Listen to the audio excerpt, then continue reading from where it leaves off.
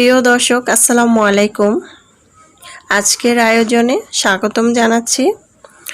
সকালে কিন্তু হাতে 10 মিনিট নিয়ে এই মজার নাস্তাটি কিন্তু তৈরি করতে পারবেন। তা আজকের আমি বাসায় তৈরি করছি, তো তাই আপনাদের সাথে শেয়ার করলাম। প্রথম থেকে শেষ পর্যন্ত আমার ভিডিওটা দেখবেন। ভালো লাগলে অবশ্যই সাবস্ক্রাইব করে লাইক দিয়ে পাশে থাকবেন। এখানে একটি বাটিতে আমি 2টি ডিম এভাবে ভেঙে নেব।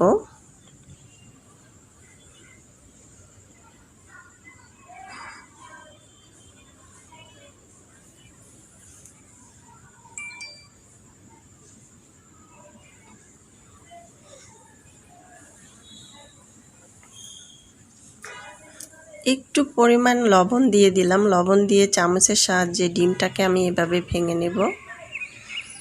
তা আমার ভাঙা হয়ে গিয়েছে। এখানে আমি 4 পিস রুটি নিয়েছি। এখন আমি এভাবে কিউব করে কেটে নেব ছুরির সাহায্যে। খুবই মজার একটি নাস্তা, একবার খেলে বারবার খেতে ইচ্ছে করবে। তো আমার কাটা হয়ে গিয়েছে। এখন আমি একটি বাটিতে নিয়ে ডিমের গোলাটাকে দিয়ে দিলাম।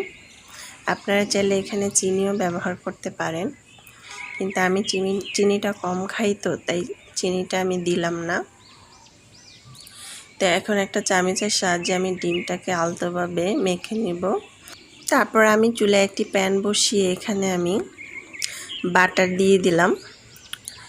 দিয়ে আমি পুরো প্যানটাকে বাটার দিয়ে ছড়িয়ে দিলাম। তারপর আমি ওপর থেকে মিশ্রণটা দিয়ে দিলাম। দিয়ে আমি এভাবে সাজিয়ে ঢাকনা দিয়ে ঢেকে রেখে দিব, চুলার আঁচটা মিডিয়াম সাইজে রেখে।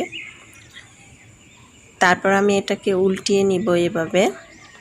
তো আমার উল্টানো হয়ে গিয়েছে। এখন আমি 3-4 টেবিল মতো সস দিয়ে দিব। আপনারা চাইলে একটু কম বা বেশি দিতে পারেন। দিয়ে আমি ছড়িয়ে নিব। এখানে আমি গোলমরিচের গুঁড়া দিয়ে দিলাম 1/2 চা চামচ, কালো গোলমরিচটা। এখন আমি চিজ দিয়ে দিচ্ছি উপর থেকে ছড়িয়ে। তারপর আমি ঢাকনা দিয়ে ঢেকে রেখে দিব আরও 2-3 মিনিটের মতো, চুলার আঁচটা মিডিয়াম সাইজে রেখে। তো আমার হয়ে গিয়েছে। এখন আমি একটা বাটিতে পরিবেশন করে নিব। খুবই মজার একটি রেসিপি। এখন আমি ছুরি দিয়ে এটাকে মাঝখান থেকে কেটে নিব।